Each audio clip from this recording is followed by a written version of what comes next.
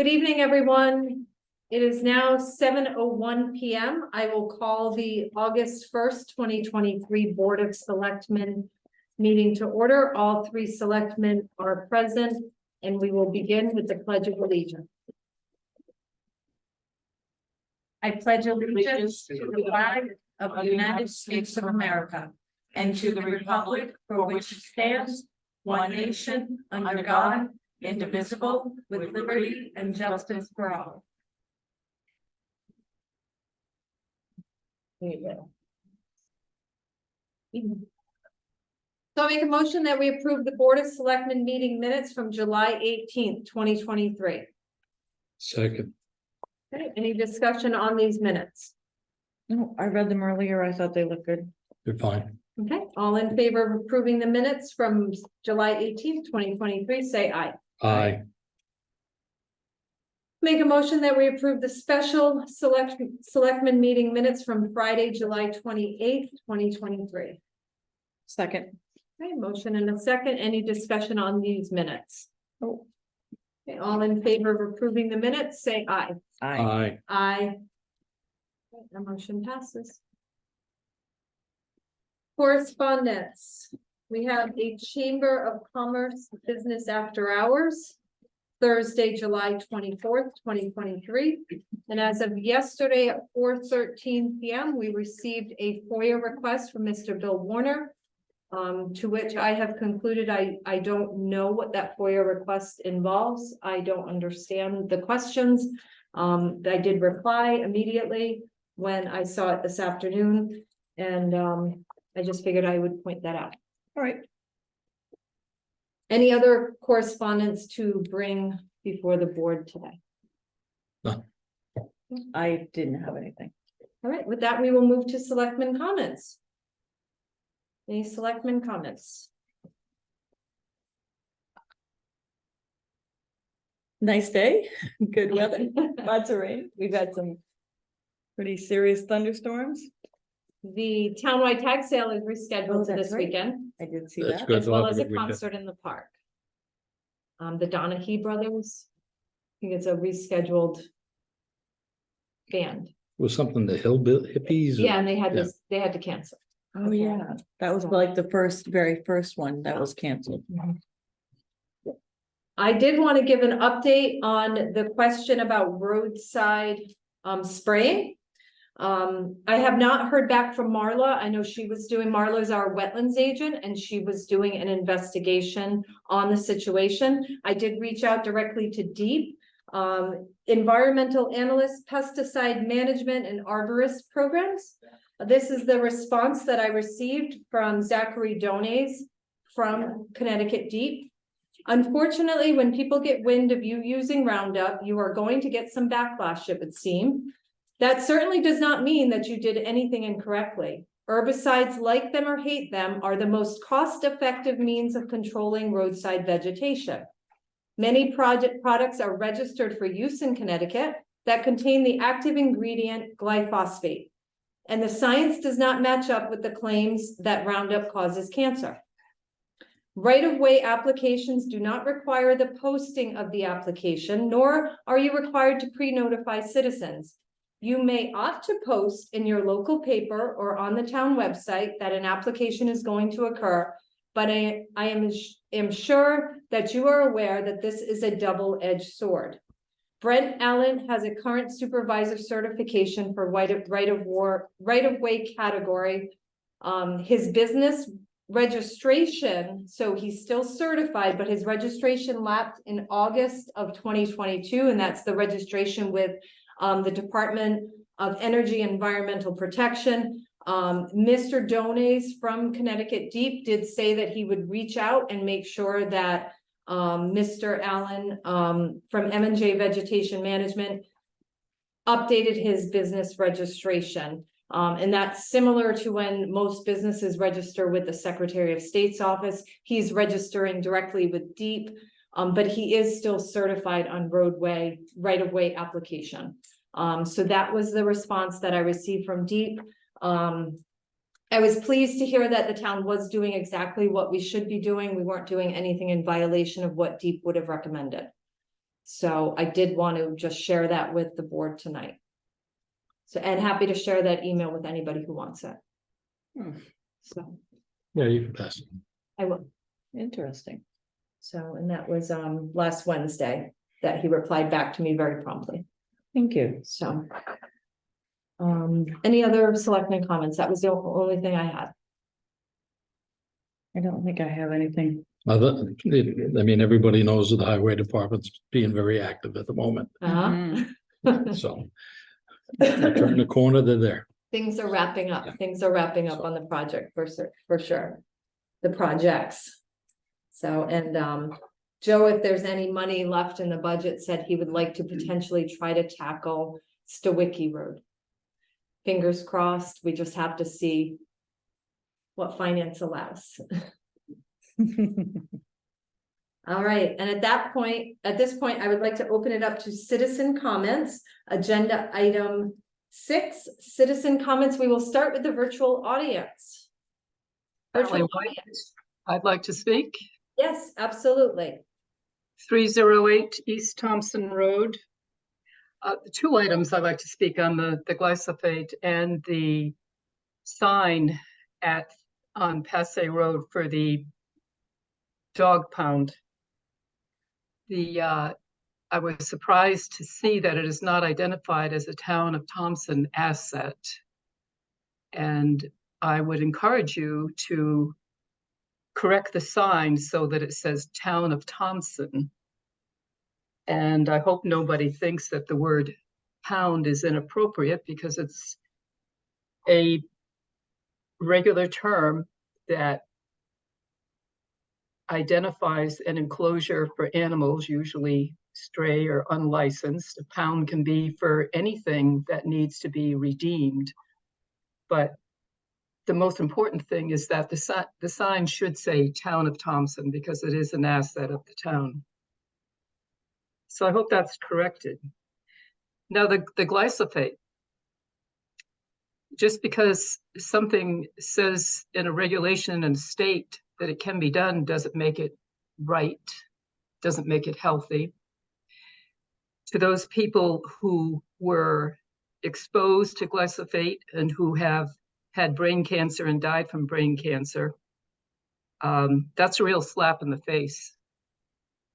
We have people in town who have been through that, who have lost people. Right now, our federal government pays disability and payments to veterans. And yes, indeed, there is a connection with the science. So I find that extraordinary to see it be dismissed by the board and by that deep person. That is entirely inappropriate. Thank you. Thank you. Ms. Valerie Clark. Valerie Clark, Elm Road. Thank you for sharing the letter from Deep and for following up with them. I disagree with him stating that there's no science behind the impacts of glyphosate. And I also wanted to note that the sale of Roundup next year will no longer be happening in the United States. There's a reason for that. So, the people that are using it now they're getting rid of their supplies. And since the application, and since I brought this to the board the last meeting, I've been noting around town that many, many, many places were treated, but that for the most part, it's been ineffective. Other than right over the waterways where it was heavily sprayed, the plants are still just growing. It hasn't really had an impact. So I don't feel that it's effective.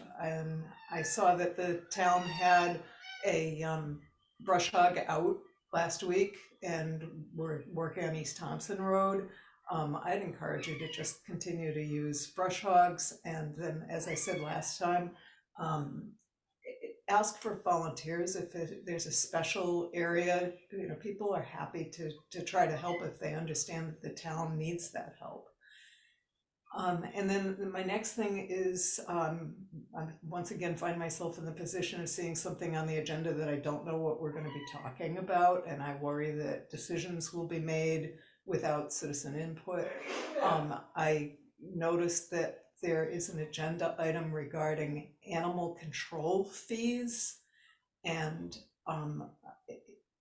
only guessing what we might be talking about, but I, again, much like the dump fees and other things where the citizens don't have control over that particular tax, I would encourage you to not change fees without having a solid discussion and letting citizens have input. Thank you. Thank you, Ms. Clark, and that is exactly why it's on the agenda tonight. So, any other comments from the virtual audience? Yes, a follow-up on the spraying, please, from Sally. And that is, I've not lived any place where there weren't notifications of spraying to be done. And I think that's a very basic courtesy to put an ad in the shopper's guide, to put it on the website, to however it can be noticed.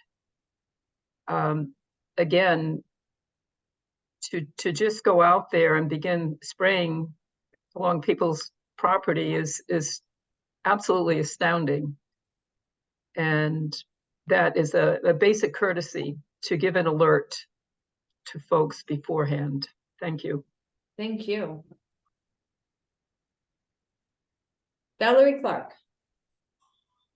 Sorry, I did forget to say about this, the notification. I do feel that it's important that the truck that's spraying have a sign on it that identifies from the back and from the front that there's spraying that's happening from the truck, so that people don't end up in a situation like I was in, where they don't know what's going to happen and then all of a sudden spray is shooting out of the truck. And my also understanding from my research is that they're supposed to be broadly posted, the certification numbers on the truck, and I did not see that on the truck that was spraying. Okay. Duly noted. And that was something that Joe and I have discussed for the future as far as signage and notification to the public. So your points are valid and are certainly being strongly considered for future use. Any other comments from the virtual audience? Virtual audience. Okay, now we will open up the floor to the live audience. Mr. Landry. Al Landry, 33 Randall. I'm here to talk about the bad ordinance, BAD. This is quite a different document, starting with the title. It used to be called Blight Control Ordinance. Now it's a 14-word title. That alone scares me. Definitions are completely different. Last page, cost of improvement, maximum allowable reduction, maximum term of reduction was not in the blight control ordinance at all. The ordinance committee did not review the BAD, though it's almost been 3 years since we wrote about blight control. I am asking that the selectmen and town planner refrain from using the ordinance committee in any way, as the selectmen and town planner need to take credit and follow for the new ordinance on their own. Then there's a couple of things I'm concerned about. Also, on page 5, C2, the fine should not be stated in the ordinance, but in the fine fee schedule. There's a reason for this, but I know Ken's got it. When the fine needs to be updated, it will need to go to a town meeting. If it is in the fine fee schedule, it can be changed at a board of selectmen's meeting. You might want to think about that. And I heard Barney today, $100 a day. And after a certain time, they're going up to $1,000 a day. So we're probably going to be changing. So you might want to think about putting it in the fine fee schedule so you can do it at this meeting rather than at home. Because once you open it up, people can decide they might want to change other things in the ordinance. And then on the next to last page, section 7C, it's unclear. It states, let me find it and I'll read it again.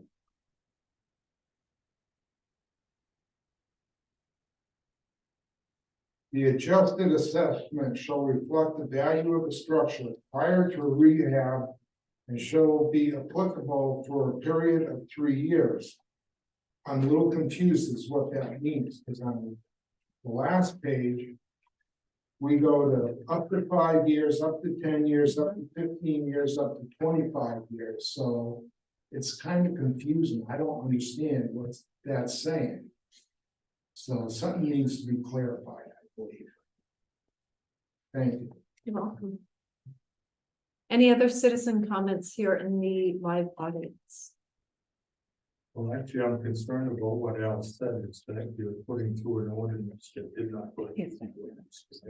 Could you name your, Bill Warner, Old Davis Road, we are not putting through an ordinance without. The ordinance review committee is assigned tasks on various times when the Board of Selectmen chooses. It's not mandatory, it's not statutory. no, it's not, but the fact is, we have an ordinance committee who knows how the ordinances in town work. And they usually go to the town meeting to discuss the ordinances, No, they don't usually go to the town meetings necessarily. but the, Sometimes there's more than you think, they just aren't talking. Right. but the fact of the matter is, we have an ordinance committee. And you're choosing not to use them in this instance. Because you're trying to rush something through. And that shouldn't be the case. We should be deliberate in things we do. Okay. I appreciate your consideration and your thoughts. Any other citizen comments here in the live audience? Mr. Mann. Rodman, 15 Meadow Drive, 52 Fernwood. I'm gonna reiterate the roundup thing a little bit, but I'm not gonna get into scientific terms, just my concerns. My concerns with people not being notified about it are that people pick a lot of raspberries, blueberries on the roadsides. I know over, I know they sprayed on sand dam right around the sharp corner there. And I understand it kind of needs to be used in some invasive things like Japanese knotweed and other things that just spread like wildfire, but regular weeds, I don't understand the need for it as much, but my main concerns are just that people pick blueberries and raspberries off the side of the road, and if they don't know it was just sprayed, you can't tell it's been sprayed until it starts to die, and that's just a concern for me. I wouldn't want to go eating raspberries that somebody picked, just that's my concern with that. And then my other concern is I know we're later on in the agenda, we're going back to the roads again, and the private road thing is there's lots of town documents. I brought some, but I didn't make enough copies to hand them to everybody, but there's lots of town documents that say those public roads. Like I mentioned before, some are deeds. There's even from when Tyrese Johnson owned it before E.L. Parker bought that development. There was even a lease for one of those right-of-way beaches from 1943 to 1952 for the public to fish and put their boats in. And there was in that lease, there was a promise from the state that there was going to be an officer on the pond all the time. That ran out in 52. Then we go to the foreclosure in 55. And then we get into the town sold the state the boat ramp, knowing it was going to be a boat ramp. They didn't sell it to the state and say, oh, these are private roads. Why would the town sell the state boat ramp if it wasn't going to be a public road? And then there's that E.L. Parker died in 1972, and his estate went to his wife, Gwendolyn Parker, but nothing was ever in an ETAL. Like when my mother died, the house that I live in went into ETAL through probate court, and her house went into my name. It didn't my mom didn't die and then I didn't die, and then my wife said, hey, that's my house, you know, later on, and that's what went on over there. There's a lot of legal things over there that could be a real nightmare. And this isn't, I'm not threatening, because I don't live over there. But it's just, there's a lot of legal nightmares over there when it comes to how the deeds were transferred, how foreclosures were closed out, and say public road, public beach, even the original development map calls those beaches public beaches. And then they were sold, you know, from a descendant to the original guy that died, and so on and so on. And, you know, what's gonna happen next? Is somebody gonna come up and say, hey, I'm a descendant of Gwendolyn Parker, you know, I'm a fifth cousin, you know, now that's all my property. And I don't know where we're headed with all of this, but then, you know, you look 74 years, nobody paid taxes on any of those beaches. And then because in 2001, the Pond Association bought it from a fiduciary of Gwendolyn Parker after she died. You know, now they're, you know, this many years later, all of a sudden, now there's a tax bill. They've always been public right of ways. They've always, you know, they're deeded to everybody in the neighborhood. There was a lawsuit that proved that in the neighborhood. The people won. It's just a nightmare. And the town graded those roads from when that development was began to the late 80s. You can ask anybody that's, you know, been in town a long time. The town used to grade those roads twice a year and oil them. And then of course, you know, it becomes an issue after a while when the state says you can't oil roads anymore. So people did donate money. The town of Thompson paved those roads with taxpayer money, paid those employees to pave the roads. They used town equipment to pave those roads, and then they fell apart. And then sometime in the mid-90s, when John Zamaki, the state trooper, lived at 88 Center Street, the culvert failed between Lakeview and Center Street, and the road washed out, and the town came in and replaced that culvert. Wasn't done by a private person, you know, that graded the road. And, you know, it's just, we're in an age where grading roads next to water is, and moving soil is not good. We have the MS4 the town has to deal with. All the water from all those dirt roads right now drains into that pond. It's an issue. And I think the town should step up and make sure the roads are graded the right way, and we should try to get some protection for the pond.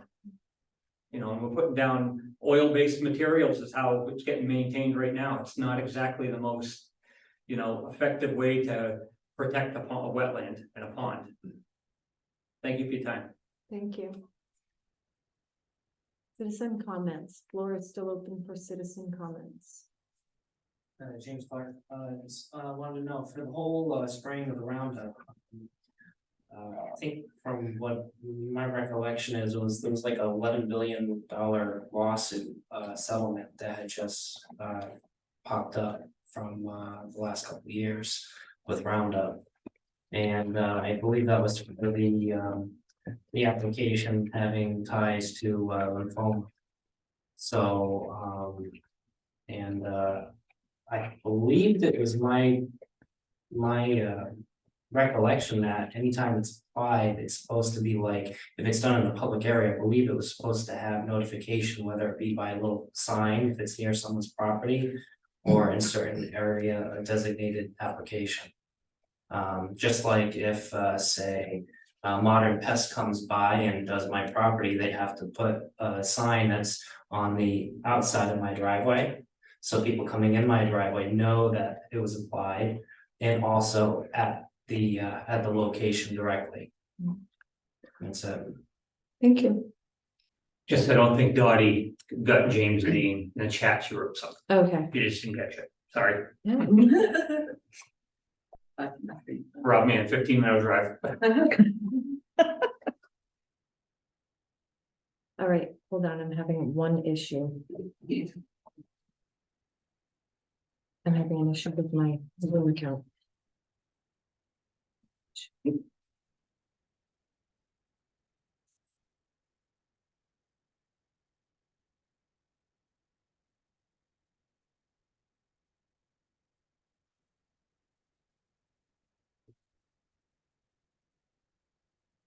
So apparently my.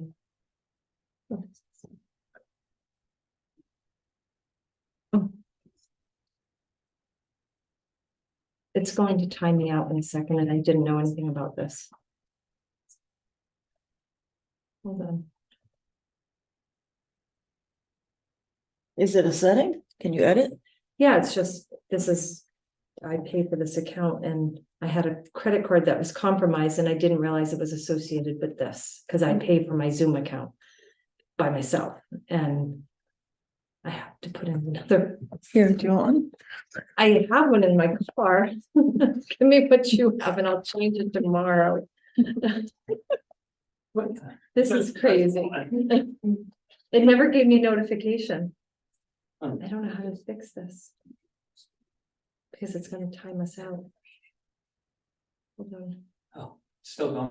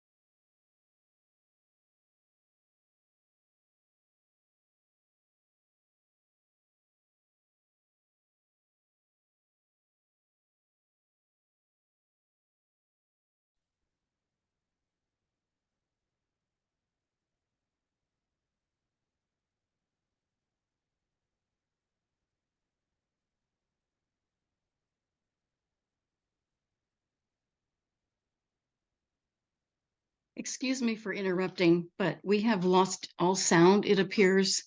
The sign popped up that, the timeout has been forgiven. We Okay, can see people moving, but we couldn't hear a word. sorry. We had a few technical errors. So that's just a little of the. What was history the over there. Belding Hemingway Club? What's that? What was the Belding Hemingway It Club? was a club for people at Belding Hemingway Mill. Like a gathering kind Yes, of it club? was a club. And for executives and kids of the employees. And it was open all the time. People were swimming in it, right? Mrs. Langer, which her husband was the founder of the Little Pond Association, told me the other day that as her father worked there and she swam there all the time as a child. So it's interesting stuff. I think that's interesting too. Thanks for sending me, Suzanne. If you, there may be some information if you look in the Echoes of Old Thompson, first edition. Yep, but. That goes back to all that history. Right of ways were open to the public, they were, in the original development. The most known, that was the most northern beach I was talking about when I said that there was a lease on it that was from the original developer, not from, anybody else to the state. Which just proves public use, that's all I was trying to do. And then the most southern beach, which is the other tiny little one, is on this development map as a public beach, on the original 1947 maps, public beach. But there's a lot of interpretations with that. There has, and You there's know, been a you lot of get- adverse no, possession. what I'm saying is things you- going on. You had all those lots in there and everything where some people may not have deeded rights to the Right. beach. And they may have just put it in there that the general public, and that could be anybody around the pond, or anybody Well, anywhere All to the deeds use. have right of way rights, So, to use any rights, any streets and ways in all of the, and the ways are the beaches, basically, is what it comes down to. Rob, can you share with me, anything you have about the sale of the, boat ramp to the state? Because currently I have approached, state DEP in regard to starting to care for the roads leading to the state boat ramp. Because if they want to have a state boat ramp, similar to the precedent set by Aquatic Lake, where the road around leading to the boat ramp is cared for, I would like similarly for the schoolhouse pond area, the state to step in and care for those roads to alleviate the burden not only of the residents, but the town as well. And they currently said to me in an email that they're investigating and looking back at the history. So I think if anything that you can have that you have that we might be able to provide to the state might be helpful. So maybe we can touch base sometime in the coming week or two. Okay. And you can share with me anything and everything that you have, and we can present it to Peter Francis. He's head of boating for Deep. So We can always try to pass it on to that, but the reality is it isn't just the state access, it's always been everybody, public access. right, but the state taking it on, the precedence is there that they take on the road work for Aquatic and the boat ramp. If they want to have a state boat ramp, then they should bear some of the burden, even if it's not all the burden, they should bear some of it. Otherwise, shut the state boat ramp down and leave it just for the private citizens. So would be my argument, but we can talk about it. Okay. So. All right, any other citizen comments at this Oh, time? my name is Gina Cross, 23 Burnside Ave. And yeah, that was pretty much a lot of my concern. It's like they came in, put roads in, and then nobody planned to take care of them. Right. And I did take like a 8-year leave, and I came back and I was just like, nobody takes care of the road, and not all the roads got plowed. Right. And then and I did come down a few times and argue, but they were just, well, if there's 2 inches or more, we'll come plow. But then nobody ever plowed. You fight, so like, I just didn't have time to keep coming back, and I have my own snow blower and I do my whole road. And sometimes it's turned because they will plow up hillside and bury my road. And you're on Burnside? And I'm on Burnside, which is right off the hillside Ave. Okay. And they, I come down through, and then they come down and fill in my spot after, and like I said, I've had asked, and I used to have 2 younger children. And I'm like, okay, what happens if something goes wrong? Fire can't get to my house, ambulance get to my house.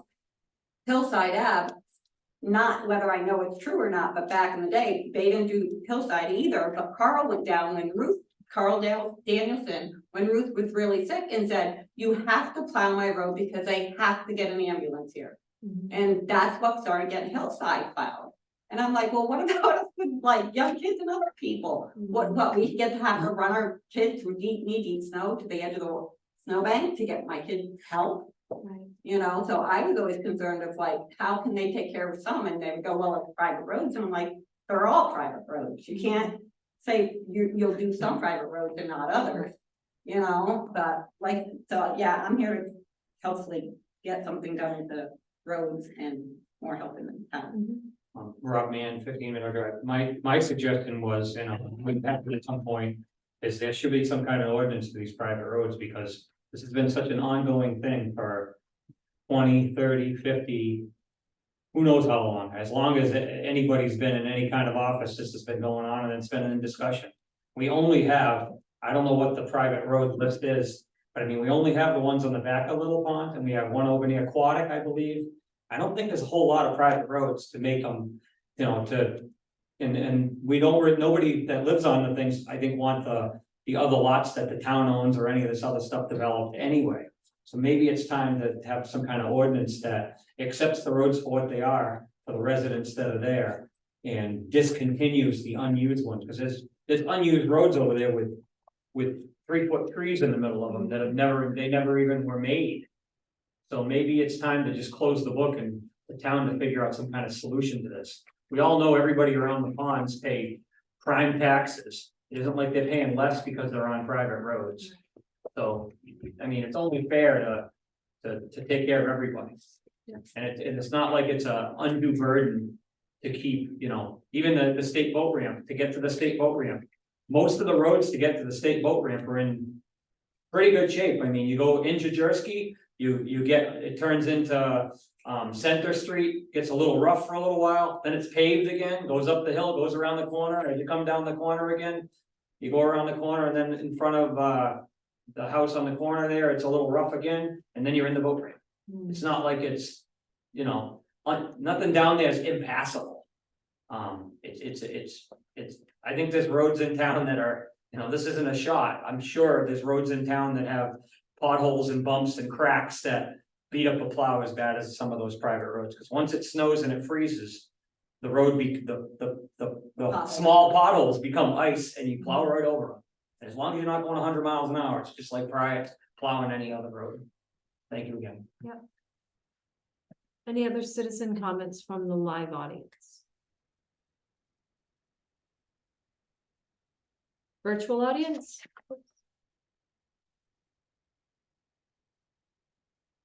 All right, we will move on. Appointment assistant building official. This is something I wanted to bring before the Board of Selectmen tonight. Back during budget season, we allotted $15,000 to either some type of assistance to the building office, which they're struggling to keep up. We keep thinking things are going to slow down and things don't slow down. So I'm recommending John Noley for the position. John has recently been studying for the building code and to become a building official. He's been assisting the building department with various tasks just on a volunteer basis. It's something I would like to make permanent. He's asking for a small stipend out of that money that we put aside this year. He's also, I've leaned on him heavily to be seeing the forest for the trees in the department. He's made the recommendation for an assistant for Donna, again, staying within that $15,000 budget that we have. An assistant that would work approximately 6 hours a week to start, just doing some data entry to alleviate that burden from Donna Hall in the building office. But it is an appointment that's made by the first selectman, but I wanted to bring it before the board tonight to get your input, so that you could see his credentials. He is here tonight if there's any questions for him. But it's something I think the department strongly needs in order to be efficient and effective in administering building code within the town of Thompson. So open for any of your thoughts or questions. No, it is your appointment as the CEO. I know John, I've seen his credentials. John does a great job. He'll be an asset to the town. So I had no problem with it. And that was the other reason why, knowing that he was out there, make sure that he's covered for liability, because these work sites can be hazardous. Right. And we don't want to get them injured or have problems later on. Exactly. And John has been really adamant. He's been such a huge help to the department, and very gracious in just wanting to help the town and be of service to the town. And that in itself is a quality that's rare and very priceless. But Suzanne, do you have any thoughts? Don't know John, but looking at his resume and the information and the letters of recommendation and your recommendation, I'm fine with the appointment. All right. It's an appointment that I make, so I don't think we. It was just discussion. Okay. Yeah. All right. I'm happy to hear that you're both in agreement. Yeah, no, he's got the right personality and everything to work well with everybody. Yes. All right, you're in, John. Thanks, John. Alrighty.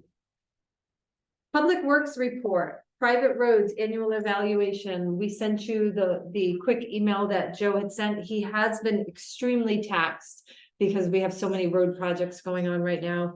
But I will share, I think it's important for me to read his report. It's just a basic report on what he thought of the condition of various private roads in Thompson. I have completed the inspections of private roads under the policy of snow plowing of private roads, limited winter maintenance, and that is a policy that was adopted back in 2012. In the Little Pond area, quotes Schoolhouse Pond, which contains 16 to 17 roads, in which 6 were plowed in the past. Center Road, potholes and edges of the road deteriorating, also with speed bumps or poorly filled electrical trenches. Center Road from Hillside to Babula Road has deteriorated to the point of more dirt than asphalt. Fernwood Ave needs patchwork and maintenance with less than desirable turnaround situation, and that's really important when it comes to snow plowing and having the ability to turn around safely. Hillside Ave needs patchwork and maintenance with edges and washout that are taking place. Turnaround also involves private property, meaning they'd have to turn around on private property. Druid Ave from Center Road, the first approximately 100 feet is in very poor condition. Also, the rest of the road needs maintenance. Lakeview Street is in very poor condition with half pavement and half dirt. Pineview Street is in very poor condition, but asphalt is present with maintenance needed. Rose Landing, moving to the Aquatic Lake area, which has been filled in with millings, also cement curbs have been buried in the roadway as speed bumps or water diversion. This work was not done by the DPW, making it impossible to regrade or plow, also with major restrictions with road width and private property for equipment to turn around and maneuverability. Border Trail is in fair condition with being a gravel road in which needs grading seasonally with good access for turning equipment at the end. Wrightson Drive is in fair condition, being gravel road in which needs grading seasonally, is a one-lane road with difficult turning and snow placement at the end of the roadway. Hiawatha Drive is completely asphalt with maintenance needed to preserve its longevity. Recommended for them to address this before expensive maintenance is required. He also reviewed the Quinnebog Trailer Park, which is also its Trailer Park Association property. It is a private road. He does state it's in good to fair condition with good amount of preventative maintenance required, patching, crack sealing, and possibly oil and stone to preserve what they have to prevent costly road reclamation. And that is signed Joseph Tasic Jr. So that was his evaluation. He will be addressing that with all the residents on those private roads in letters. Can you get us a copy of that? Yeah, I thought Marie sent it to you. I didn't see it. Oh, yeah, Did you get a copy? I Pass that to thought I me. got it in an email You too. can have that one today. Yeah, I didn't see it.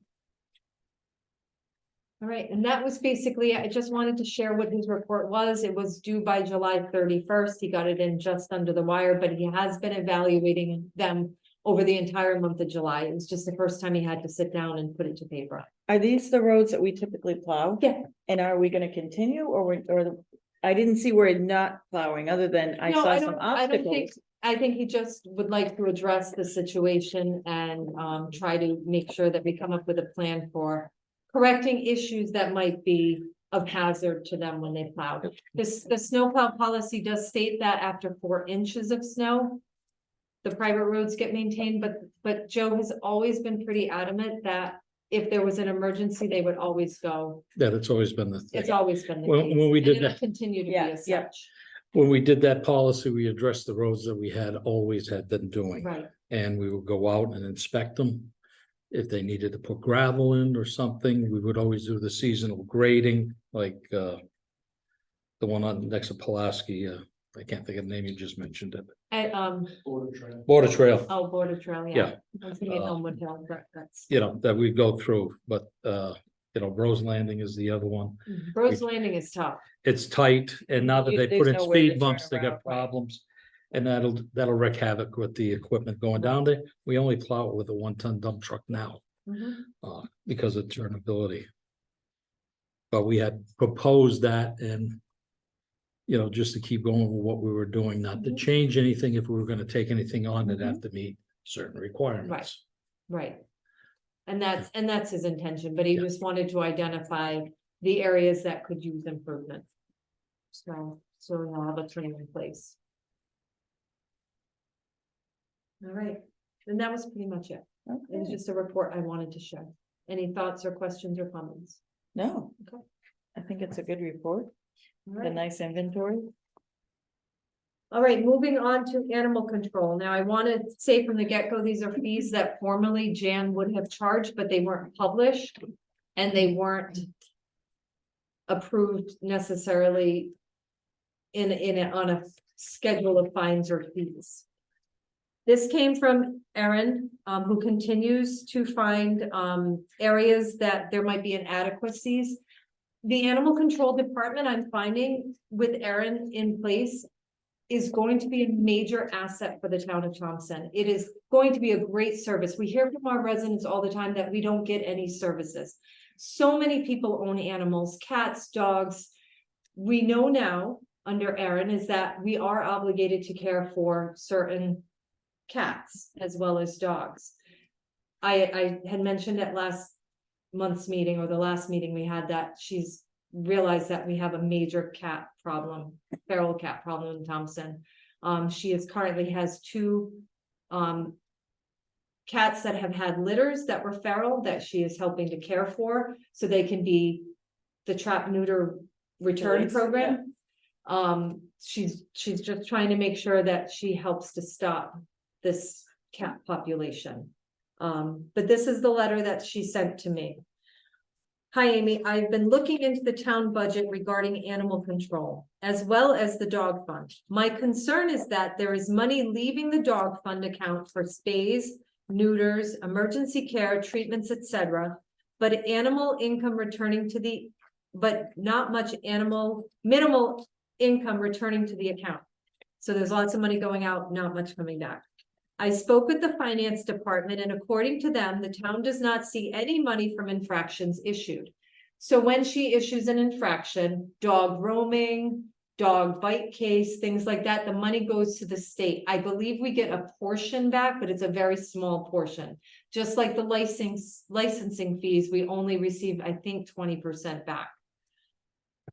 So over the years, it had built up the dog fund, but she's fearful that the dog fund's going to become depleted. To provide long-term high-quality services to the town, there would need to be more consistent income besides fundraising events, although that's certainly still on the table. The town receives $5 per adoption and $1 per dog license. Oh, it's less than 20%. A veterinarian visit would most likely start at around $100 to be seen and receive medications for something as small as an ear infection.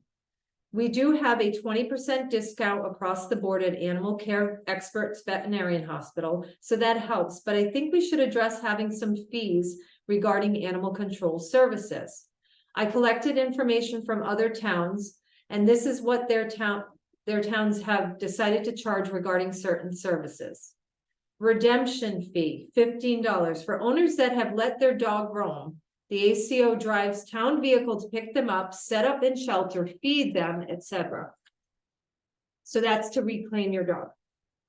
Advertisement fees. These are things we didn't realize, and I don't know that necessarily we were following in the past. It is a state statute that the animal control officers must post in the newspaper about found pets. It is $5.13 per line with the Norwich Bulletin. If the owner doesn't come forward in the first day or 2, we have the pet, then we must pay for this. So again, that only happens if someone comes to reclaim their pet. Daily boarding fee, $15 for every day the pet is not claimed. Owner surrender. So an owner comes to the pound and says, I can't care for this dog anymore. Can you take on the dog? I believe Jan had been charging for surrender fees, but to have it in place and published would be helpful.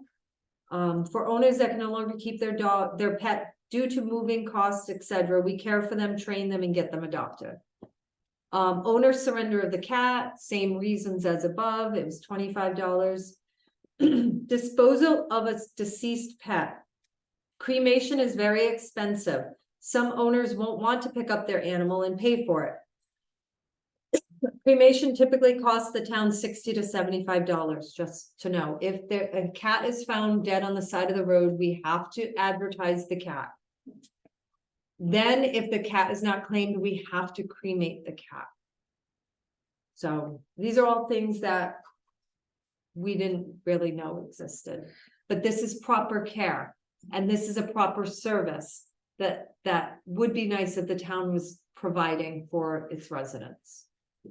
Could you please look into this and know if we could move forward with setting something like this up? So all Aaron's looking for is something that's defined so that it's not willy-nilly. In the past, I think it's been sort of willy-nilly or ignored entirely. But there is responsibility in owning pets, and if your pet roams and it's kept caught by the animal control department, it's not free. Erin is working 46 hours a week on minimum since she's been in, and she's really working hard. So anyways, it's just a thought. We don't have to make any decisions tonight. You can sit on it, but just know that that's what we're facing. That fund is going to start to become depleted. Yeah, I didn't see that because the packet that You must have gotten the first packet. I had printed off the first one. I know we got the other one for the flood, Pass that to Ken. the prevention. And There was 3, I think, in total. yeah, I tried to print off everything. I So I may have missed it. we had fees in the past, I know Right, that. yep. They were just not published. They weren't published and defined. And I don't disagree with any of these, with the exception of my concern with owner surrender fees. Is if someone can't care for Can't. their pet and it is because they cannot afford their pet. And then to be asked to give $45, we might find a lot of stray Right. animals running. Sure. That would be my concern with that one, Mhm. those two. And it could possibly be on a case by case. You're gonna have the same problem with cremation Right. and the daily boarding fee. They'll probably turn around and walk away and say, keep it. We don't want it. Right, which is sad. I believe NECOG charges more for roaming, for dogs that are boarded or left or found and brought into the shelter, like a plane, yeah.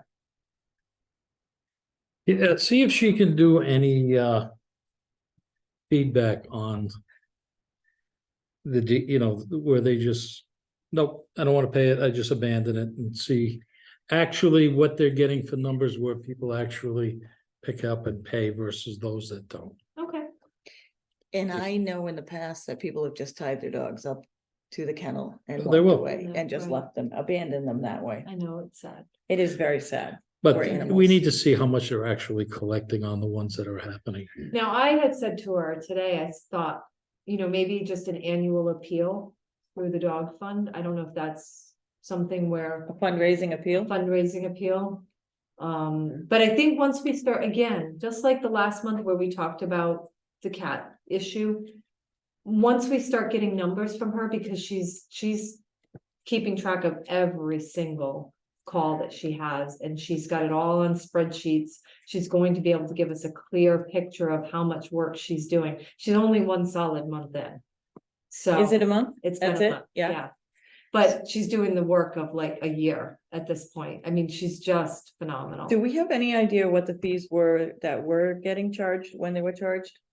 No, it's Kind of willy-nilly. like- It was a little willy-nilly, and we certainly don't want that.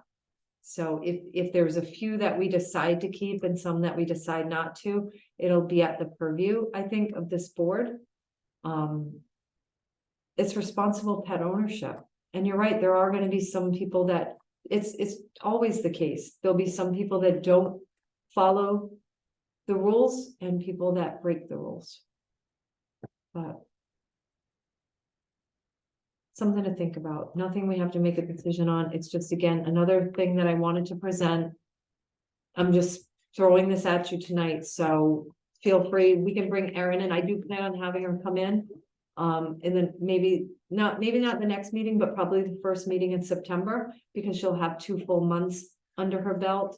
And I'd really like her to come and give you both a report on where things stand. So. Here.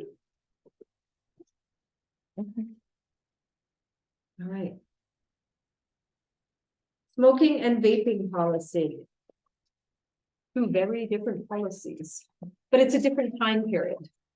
Right. Now we deal with vaping, we deal with cannabis use, et cetera, which leads to all the more reason to have a stronger smoking and vaping policy.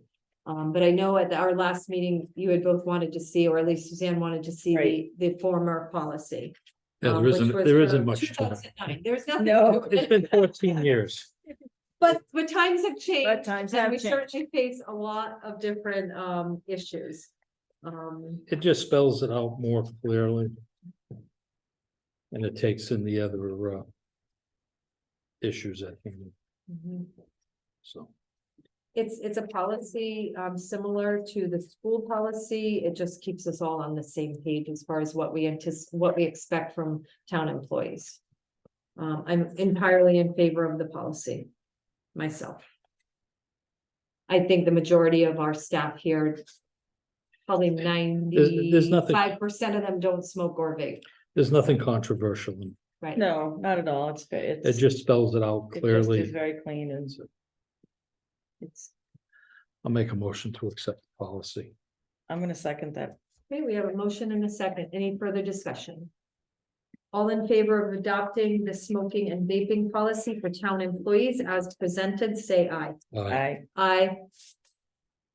All right. On to the meeting. Flood damage prevention ordinance. I just received the message from FEMA. This is an update to our former, and Marie gave you guys the redlined edition of the changes to the ordinance. This is as a result of the changing of the flood maps through FEMA. We have been ordered to adopt this flood damage prevention ordinance by FEMA by September 7th of 2023 to avoid suspension from NFIP, which is the National Flood Insurance Program. The new ordinance was reviewed by DEEP. It was reviewed by FEMA. And I think Marla's on the call tonight. She has also extensively, Marla is our wetlands agent. She has also extensively reviewed it. Yeah. And we have until September 7th to approve it. We were ordered to meet or exceed the minimum NFIP requirements. Copy is enclosed for light reading. If you Why don't choose. we unmute Marla? Yep, So Marla, we do you get have some, anything you can share about this ordinance? she's muted. She can unmute herself. I can't Oh. unmute her. Oh, I thought she was here. Marla, are you there? Can you hear me? Yes, we can We hear can you. hear you, Marla. Okay. So I provided a black line version or a version with no edits, and then I have a red line version that I gave in a PDF format that shows all the changes from the original 1988 flood prevention damage ordinance. These are what was included in the modifications was what was required by the state NFIP coordinator Diane Ivkovic, which comes down from FEMA. The issue is that if the town does not adopt this ordinance in the language that's required by FEMA, then the town will not have low-cost flood insurance available. If the town does not have low-cost flood insurance available, I'm told that there can be no federally guaranteed loans given in the town of Thompson. So if you have development activities that are going to be looking for federal grants or federal loans, you have to have FEMA flood insurance in town. So it's not like you have a lot of options. If you choose not to adopt the ordinance in language that was required by FEMA through the NFIP coordinator at DEEP, then you will lose your flood insurance in town, which means you will lose any ability to have federal loans, federally insured loans. Yeah. So with that, I'll take any questions that you have if you want. Just this is a boilerplate ordinance required by FEMA that's been put Yeah. out to all 169 towns. It's coming to the towns that are having their maps revised. not all towns are having their maps revised at the same time. It is the Thames River or the Quinnebog that is having its maps revised at this time. Other towns that say are in the Shetucket, like Woodstock, half of Woodstock is in Thames and half of Woodstock is in the Shetucket. They will get their maps revised at a later time, and they will have to revise their ordinance to comply with FEMA's requirements. But because Thompson is completely in the Quinnebog, they have to do theirs now because they have the new maps. The new maps are digital. And I've been in contact with Paul Hopkins, the town tax assessor, to see if we can get them put on the town's GIS program, MapGeo, so that it'll be easy for people to see if they are in the floodplain or not in the floodplain. So it'll make it a lot easier than it is currently right now. Does that answer your question? No, it's basically knowing how the government works. This is boilerplate. This is what they want at minimum, or we make it more stringent. Correct. One of the major changes in the ordinance was the original floodplain damage, the flood damage prevention ordinance of 1988, and its predecessor of 1984 required the Conservation Commission to be the appeal agency. The person who administers this ordinance is the building inspector. Building inspector makes sure that all the requirements of the ordinance are met. And then the Planning and Zoning Commission had to change some of its zoning regulations to make sure that it complied. And then if someone wants to appeal the decision of the building inspector, if they don't agree with the building inspector, this proposal changes it from the Conservation Commission to the Inland Wetlands Commission, which is now the regulatory body, since the Inland Wetlands Commission and the Conservation Commission split their functions, I believe it was in 2007, into two separate agencies. Before that time, they were combined, which is why it would have had the Conservation Commission listed in the original ordinance in 1988. So now that the commissions are split, and the Inland Wetlands Commission reviewed this at their last meeting in July and agreed that it could be, that by vote, that it could be the appeal agency. I would note that there was a section in there, the original ordinance had a fee of $20 for application to the building office for this approval. And that has been turned so that the Board of Selectmen will have it in the Code of Ordinances. They will have to establish a fee for this application that goes before the building office. And that is not currently in the code, but that is something that the Board of Selectmen can decide what the amount should be for that application cost.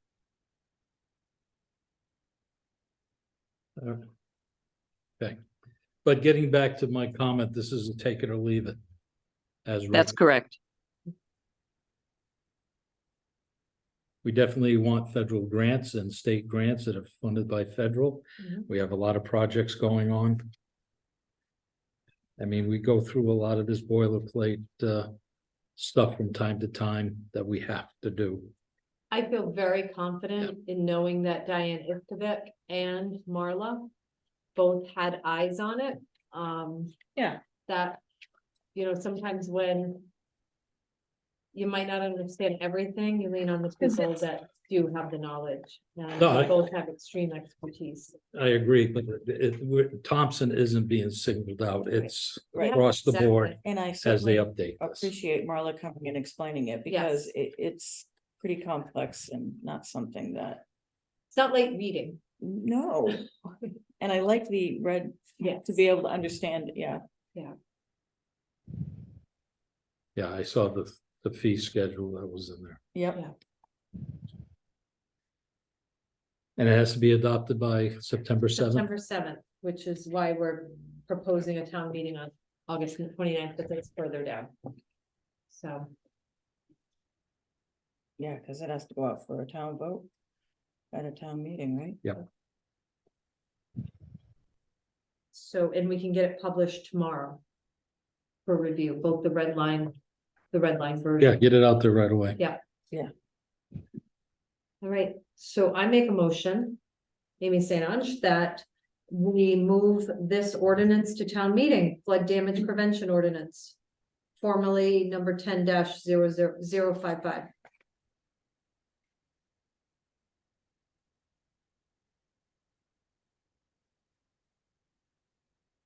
I'll second it. Okay, motion in a second. Any further discussion on this, moving this ordinance to town meeting? All in favor? Aye. Aye. Aye. All right.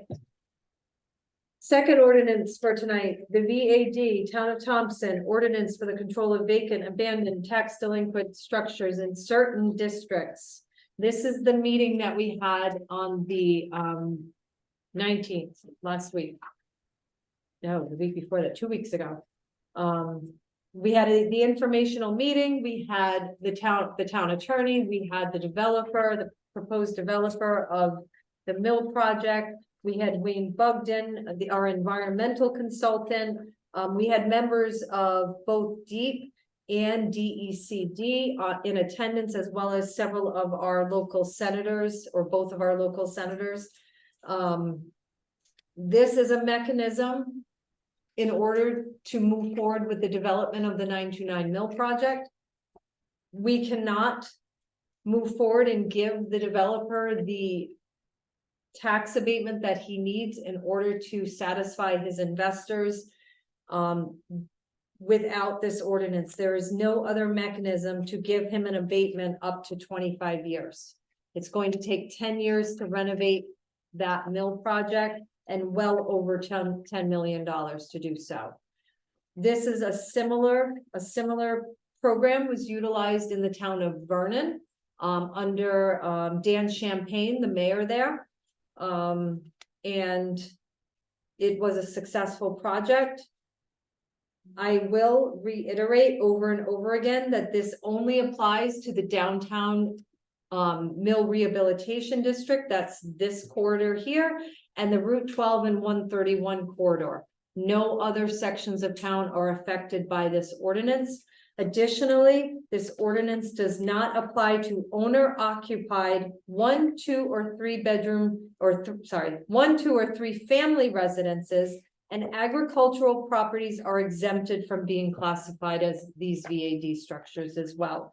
We have taken our time to make sure that it was very narrowly applied, so that it would specifically apply to the 929 River Mill.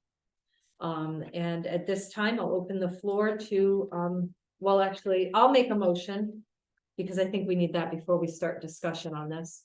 I'll make a motion that we move this ordinance to town meeting. Do I have a second? So that we can have discussion.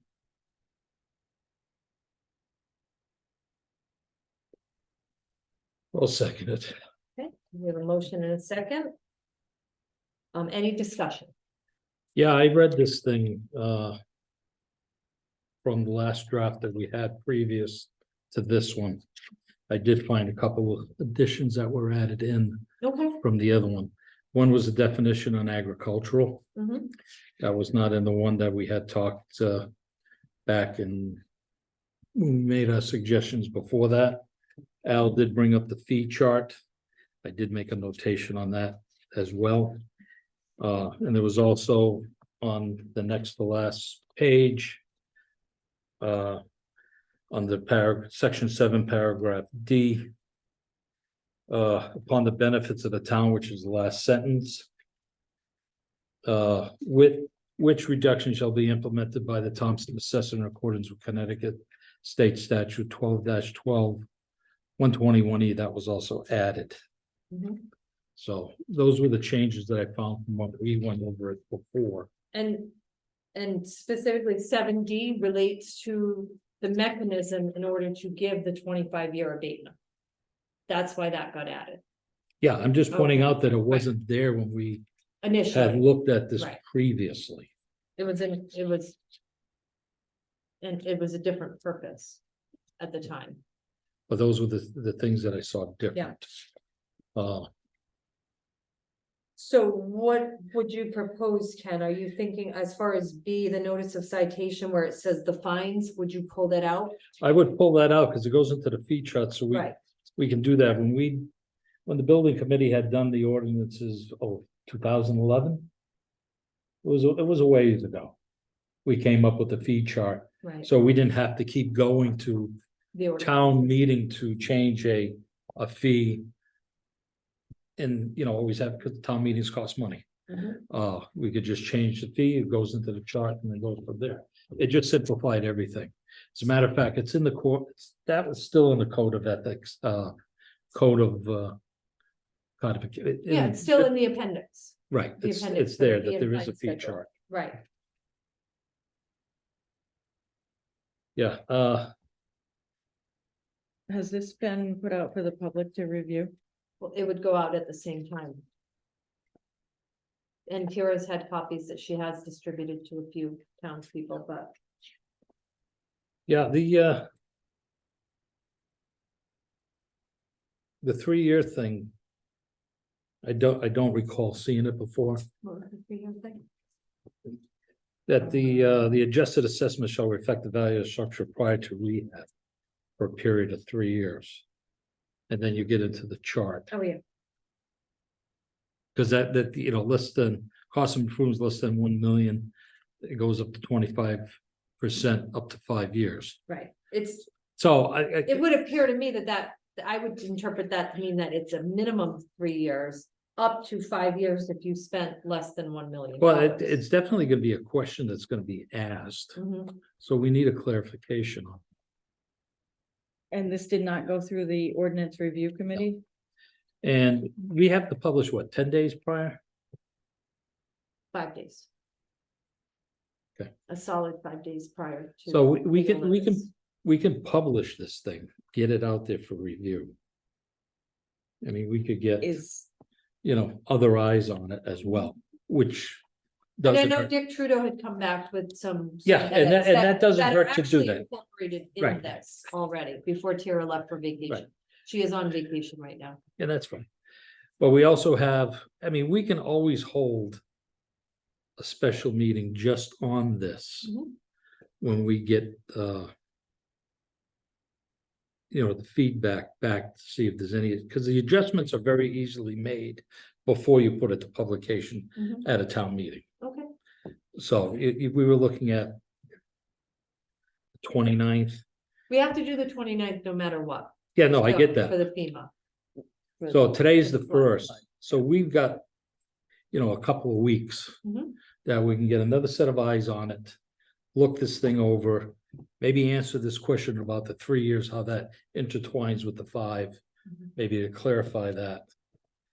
And So we know we're moving the floodplain ordinance. that we to- have no choice. No If we- matter what, Yes, but we'll have time even if we wait and we revisit at the next selectmen meeting. Is that what you're? well, the next thinking? selectmen meeting is good. Yeah, we'll We'll have have time. enough time. Right.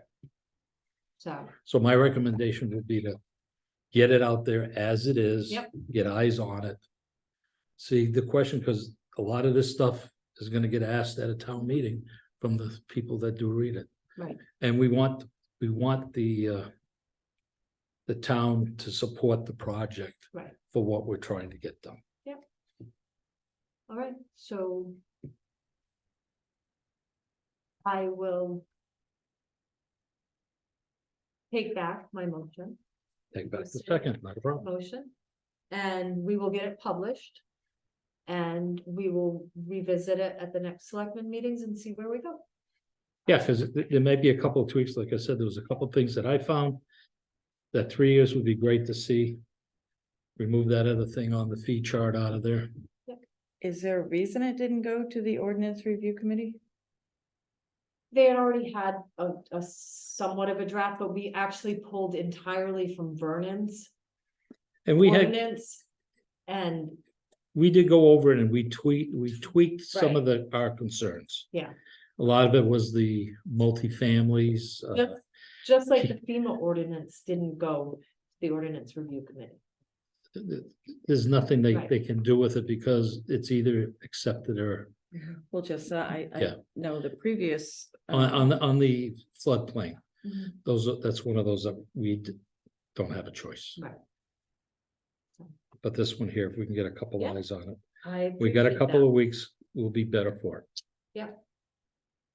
And with 5 days notice, it's not a problem. Well, it may still with the timing for the villager, but I think we'll be okay.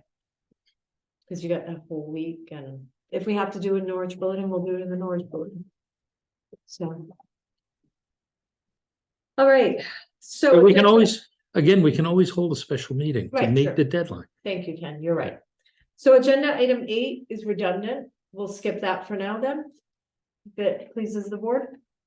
It's the proposed town meeting. Yep. We'll just skip that. No action. Okay, no action taken on that. Agenda item 14, Rev 3 triathlon. Marie did state we are pending the receipt of the insurance, but this is a triathlon that has run through town.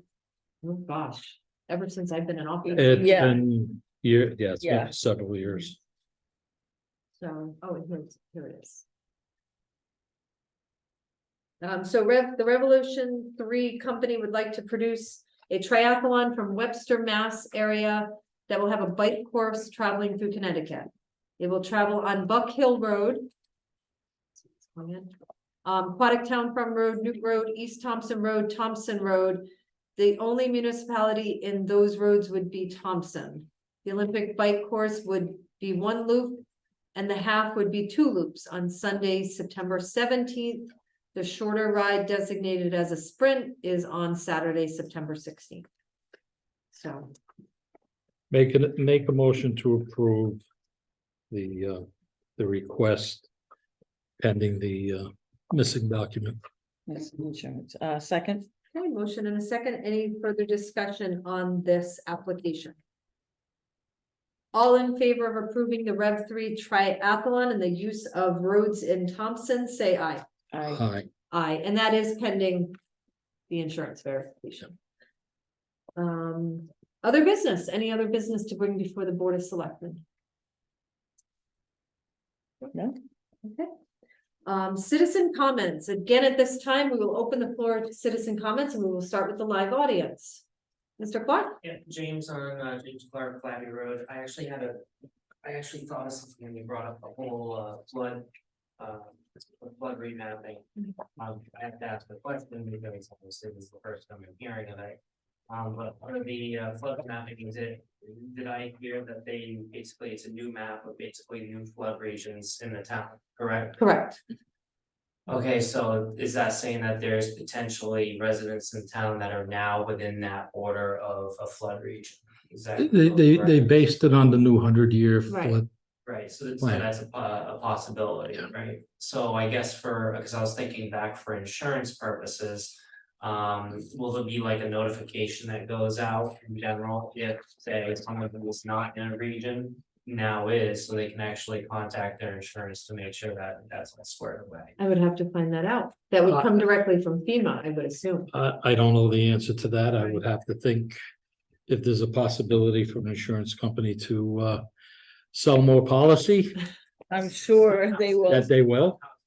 Have flood insurance automatically on the policies. No, but what I'm saying is Sounds like you can that buy it unless if you're in a something flood zone. changed, I'm Yeah, sure the if it insurance changed. companies are aware. Well, also. And that's what I'm saying. They're gonna, I would think they're gonna reach out to their people that are now in the floodplain. Gotcha. But hopefully there is a mechanism to know what it is. I thought Marla had said something to the, yeah, I know. Something to the effect that it was gonna be on the parcel map and the outlines. Oh, on the map geo, Map Geo, yes, yeah. I just thought of it. that they were updating those maps as well. You So are somebody would know if they're in that as well. correct, if Okay. they research it. But that would hopefully inlands wetlands would have more information on that. Right, So whatever we can do, I would but I'll ask, I'll talk to Marla and I'll talk to Diane Iftovit to get her input on that. So. Any other citizen comments? Now, Andrew, 33 Randall. Talking about the animal control. And it was said that they publish in the Norwich Bulletin. That seems like a bizarre place to publish, because not many people get the bulletin. Right, And it's probably more expensive than publishing in the Villager or the Shoppers Guide, where people have a chance to see it. And is there a way to put it online? right, unfortunately, no, it has to be in a circulated paper and, Can you and put she- it online also? oh, of course, she Yeah. does that. Absolutely, she always uses the pre method. Unfortunately, she only has a certain amount of days it usually takes a week to get something in the villager, which is the better mechanism, but she only has a certain amount of days to publish that a cat or a dog You is. challenge the state. I know, I agree. Because the most effective is winning. Are crazy to say the least. Well, Yep. the thing that's You're right. hurting us now is publications. Mhm. We use, the Telegram, we used to have a bunch of papers. Right. Now we don't have them. It's all online now, so hopefully the state will start to adapt where we use the technology that's there. Right, because putting it in the bulletin is probably a massive waste of money. because There's no circulate- You're gonna see it. There's no Nobody reads them. circulation out here. The fastest response we get from animal control is on the WINY Facebook page. Yeah, It reaches the most, It is the that. most and the fastest. Nope. That's where the I'm with state, you, I that's where the agree. state. if it's a regulation, we can get them, Right. maybe get it proposed to be changed. The state needs to be challenged on a lot of things, Mhm. because we're breaking the backs of the towns. Exactly, Mhm. exactly. Maybe it's time to say, we don't care what you say, Mhm. get the hell out of here. This Leave would- us alone. This would be the case where I would completely agree with you, and maybe I'll talk to Erin about that. I'm serious too, Wow. because we get the most effective response from On Winnie. Winnie, or from our own town Facebook page. I think So, we need as to far as start- finding animals, it's the fastest means to find owners. Yes. She also uses Pet Finder, which is the second way. That's usually for people looking to adopt. But yeah, online is the fastest way to find owners or find homes for animals. So, and not a big one. I'm Celeste. I have a silly question. Oh, state your name and Cat address. Cat people are not gonna like. Yeah, Oh, lucky 1,505 Drive. My question is this, I've always owned a dog, I don't any longer.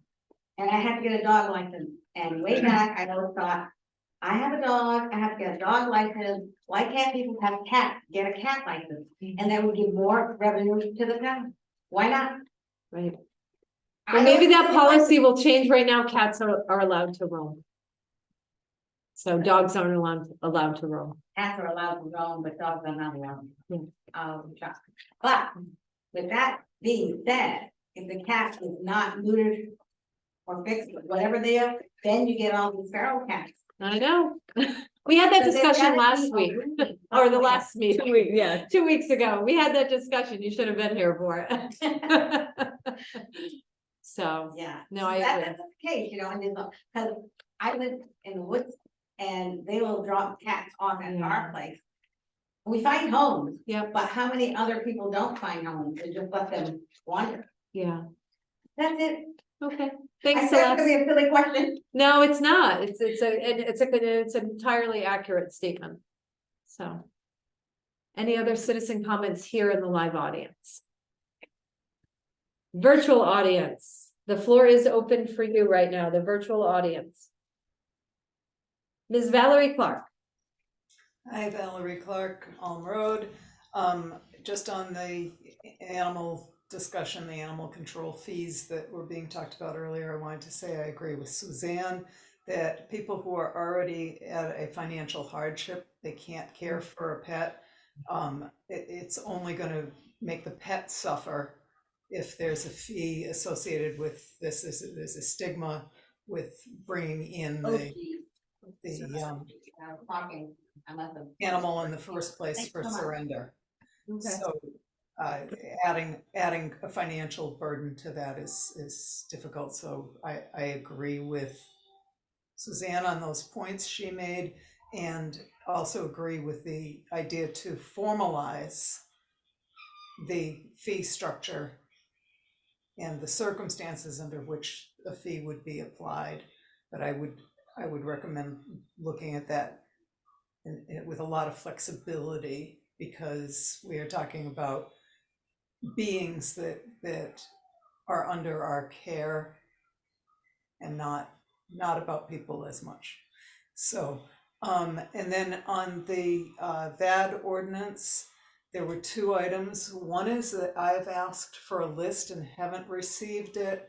of the properties in the corridors that fit the description of non-owner occupied, which we might not necessarily know. So I'm going to start with that and say, doesn't have to be, I just want an idea of what buildings in that corridor fall under the definition of 4-family or larger, non-agricultural. I haven't read the entire ordinance, certainly not since it's been updated, to understand what the definition actually is, but I'm having trouble understanding which properties. And I would think the assessor could easily put that list together. I think people who are looking at this ordinance, if we want it to go through, they want to know whether their property is subject to a blight ordinance or not. And then the other part that's confusing me is the A in VAD is abandoned. And so if it's owner occupied, how can it also be abandoned? So I think that needs to be looked at. So thank you. I made notes, Valerie, so I will work with the assessor tomorrow and try to get you that list ASAP. You wanna, you'll share it with the Oh, yes, selectmen too? Yeah. absolutely. Any other citizen comments from the virtual audience?